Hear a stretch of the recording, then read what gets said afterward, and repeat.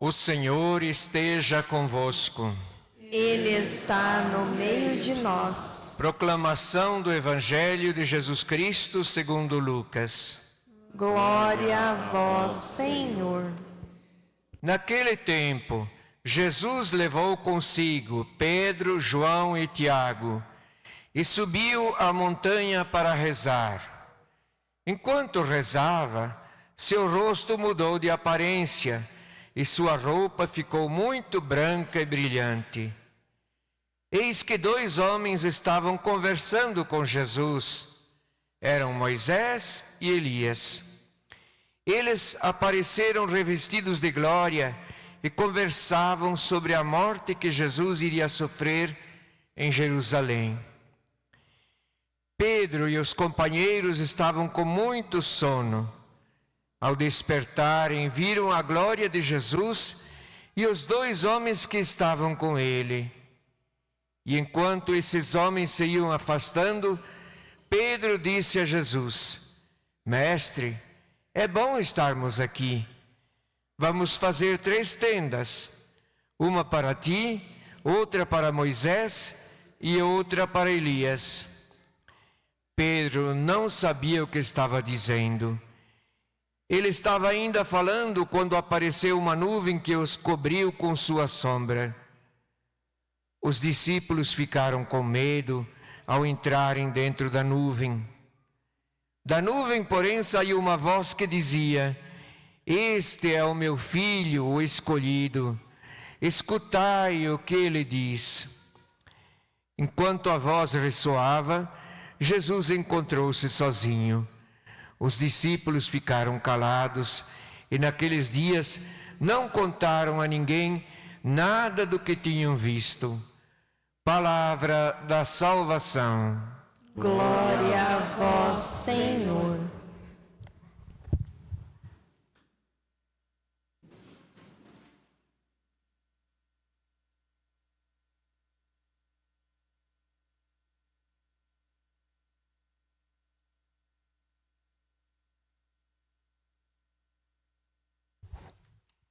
Reverendíssimo irmão no ministério, Padre Antônio, querido seminarista, que hoje aniversaria, completando mais um verão, tem mais um acólito de aniversário.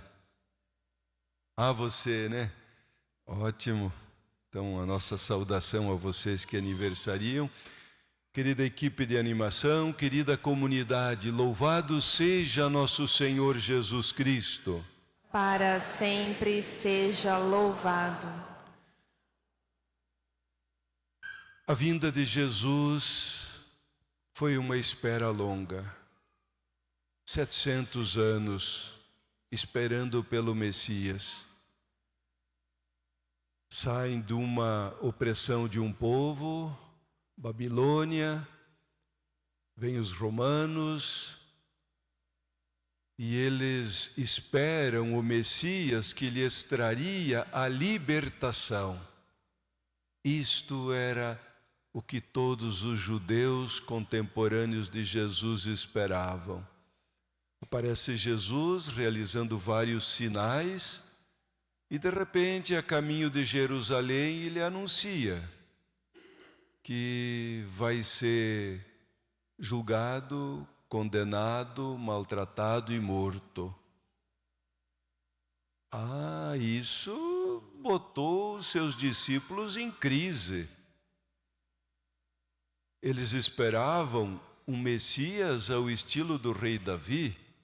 Eles esperavam um Messias que pela força iria mandar os romanos embora para a terra deles. E agora, aquele Messias que eles tinham depositado toda a esperança, aponta para outro caminho. Condenação, sofrimento e morte. Eles não aceitaram. Muitos debandaram e Jesus sobe o monte para rezar. Leva 3 dos seus discípulos mais leais. No alto da montanha se transfigura. Os discípulos sentiam muito sono, mas naquela sonolência eles viram Jesus com Moisés e Elias. Moisés representa a lei, Elias os profetas, o Antigo Testamento. E quando eles contemplam aquela visão, baixa uma nuvem que diz: este é o meu filho amado, o escolhido. Escutai o que ele diz. Pedro, diz o texto, não sabia o que dizer. Senhor, vamos construir aqui 3 tendas, uma para você, uma para Moisés, outra para Elias. Para eles não precisava tenda, eles estavam experimentando a realidade do céu. Era bom demais, ele não queria mais descer, queria continuar ali onde estavam. E nisso Moisés e Elias desapareceram, ficou somente Jesus. Como quer dizer, o Antigo Testamento foi cumprido, agora é o novo. E a dinâmica do Deus que se apresenta na pessoa de Jesus é um Deus que se inclina, como diz o Salmo, para salvar a criatura amada. Um Deus que se faz servo. Um Deus que lava os pés dos discípulos e recomenda que façam a mesma coisa. Um Deus cujo triunfo passa pela cruz. Este é o meu filho amado, escutai-o, para que eles não tivessem mais dúvidas. Muitas vezes nós caímos na tentação de desejar e de querer um Deus triunfalista, um Deus de poder, de glória. Sim, Deus é poder, Deus é glória. Mas nós, para atingirmos esta glória, precisamos passar pela cruz.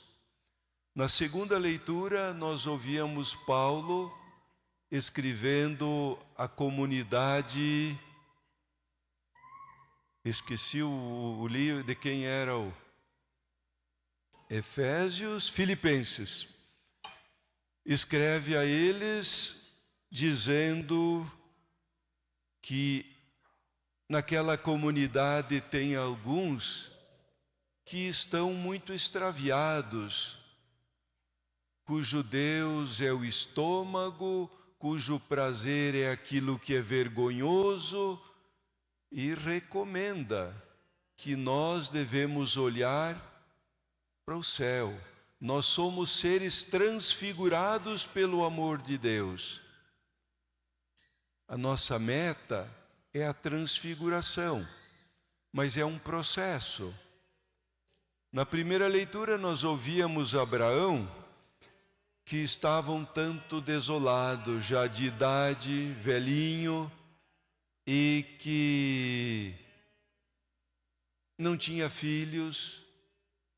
Deus chama-o para fora da tenda, manda ele olhar para cima, as estrelas do céu, diz: você será pai de um povo tão numeroso quanto as estrelas do céu. E contra toda a esperança, o Abraão creu. E crendo, se realizou nele tudo o que o Senhor prometera. Por isso, Abraão é o pai da fé. Podemos fazer como alguns dos filipenses, tocar a nossa vida como se toda a nossa alegria, satisfação e plenitude fossem coisas deste mundo. Não, nós não somos deste mundo. A guerra ou os triunfos deste mundo não são procedentes de Deus. A vitória de Deus que passa por esse mundo tem cruz, tem sofrimento, porque é na cruz que a gente prova o amor, o mandamento maior. Em relação a natureza, o meio ambiente, a campanha da fraternidade, nós podemos ter uma ideia triunfalista de fazer ou enriquecer sozinhos, o máximo de vantagem com o mínimo de esforço, às custas da depredação do planeta. Isto não é de Deus. Isto é aquilo que Paulo condena na comunidade de Filipos.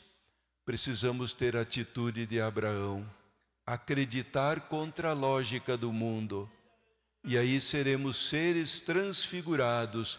Transfiguração essa que Jesus apresentou aos discípulos para que eles tivessem força, coragem para enfrentar a cruz. Essa transfiguração, eu penso que nós também precisamos enfrentar. Na hora da dificuldade, Jesus subiu a montanha.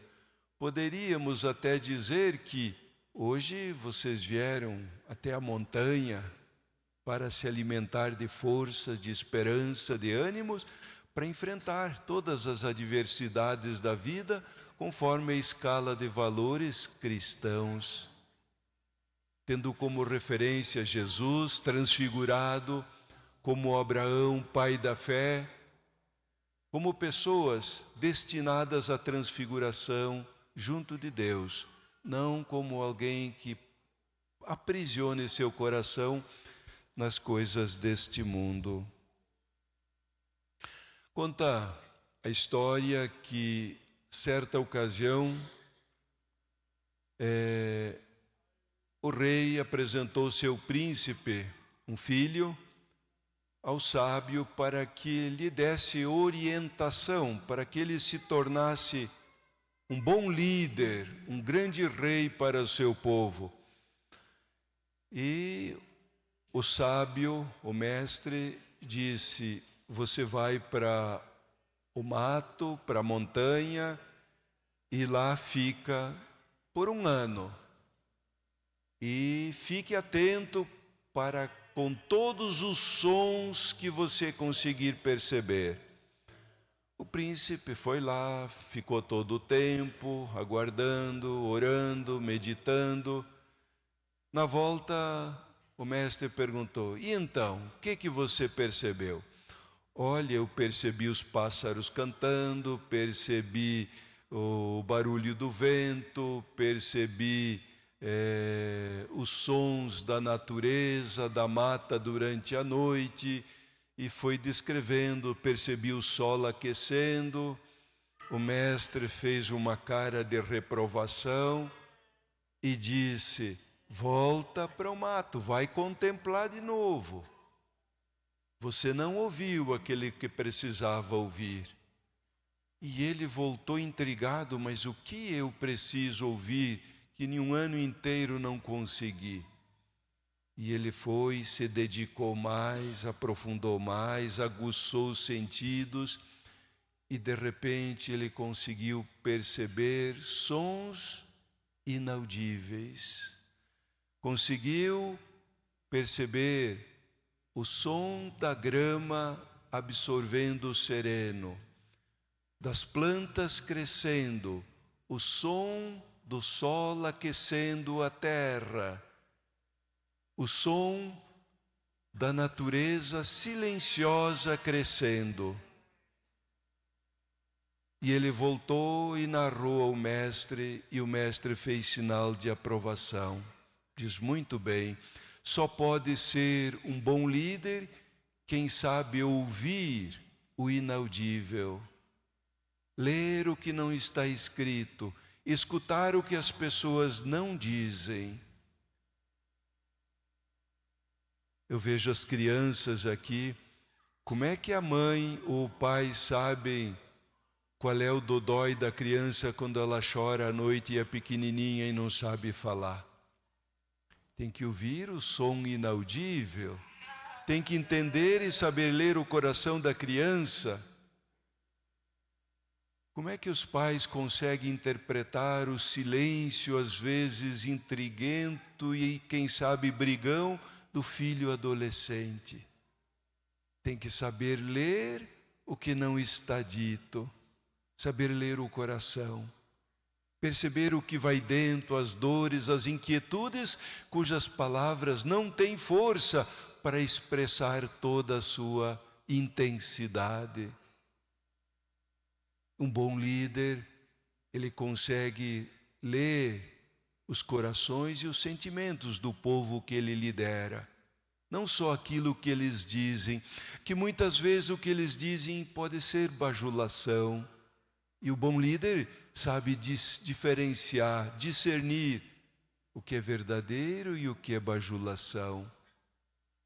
Portanto, para contemplar e experimentar a transfiguração, precisamos ler e ouvir o inaudível, aquilo que está no silêncio. É assim que nós lemos Deus. Não queiramos ler e ouvir Deus com as palavras e os sons que estamos acostumados a ouvir. Aí nós vamos correr o risco de nos desesperarmos como os discípulos de Jesus. E para enfrentarmos todas as adversidades, mesmo da natureza ferida, é preciso que saibamos ouvir o inaudível. Aí estaremos lendo o que está escrito no coração de Deus, no coração da natureza, no coração da humanidade. Aí poderemos fazer uma bela sintonia e uma plena integração entre nós, a natureza e Deus.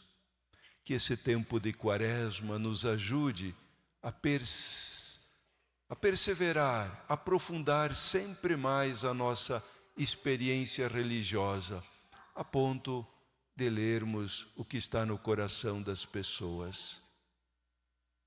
Imagina o marido que sabe ler o coração da esposa que lê o coração do marido. Uma olhada já é suficiente, não precisa uma palavra.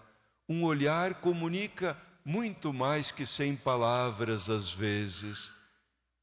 E quando as pessoas se conhecem bem, e quando as pessoas estão interessadas em perceber o que vai no coração da outra, assim eles aprendem a ler o que está no coração. E eu diria, pobre, quase diria infeliz o casal que com o tempo eles não aprendem a ler o coração um do outro. E aí as leituras saem equivocadas e pode ser que seja um casal fadado ao fracasso. Saibamos, pois, ler o que está no silêncio, nas entrelinhas. Vamos perceber com muito mais intensidade a presença de Deus em nossa vida e no mundo também. Louvado seja nosso Senhor Jesus Cristo.